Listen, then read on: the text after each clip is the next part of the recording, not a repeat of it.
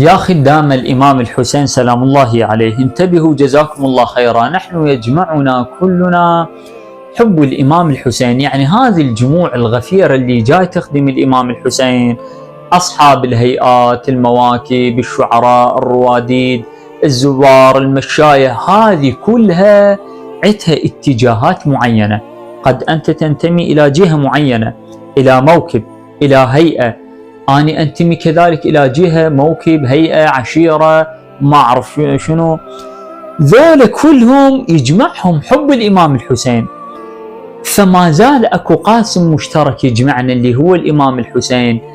فأني أخطأ طبيعي جدا، وأنت أيضا تخطأ طبيعي جدا.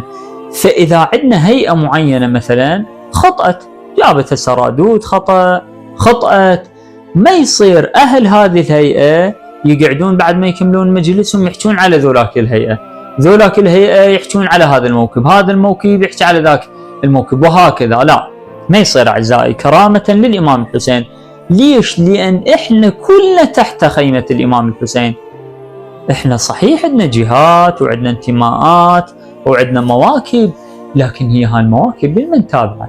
للإمام سلام الله عليه.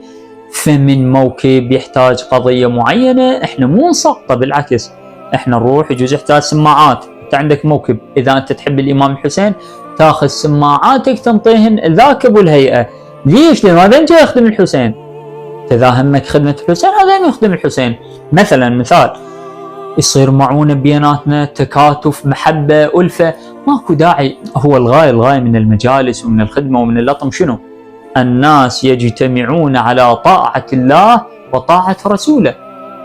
زين، إذا صارت تفرقة ما تحققت الغاية. هو احنا بالأصل مجتمعين غير حتى نتوحد؟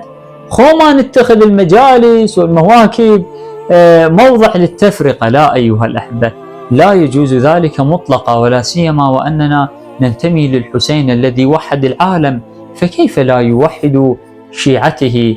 حفظهم الله جميعا، وجعلنا الله وإياكم من الوجهاء عند الله بالحسين في الدنيا والآخرة بمحمد وعترته الطاهرة.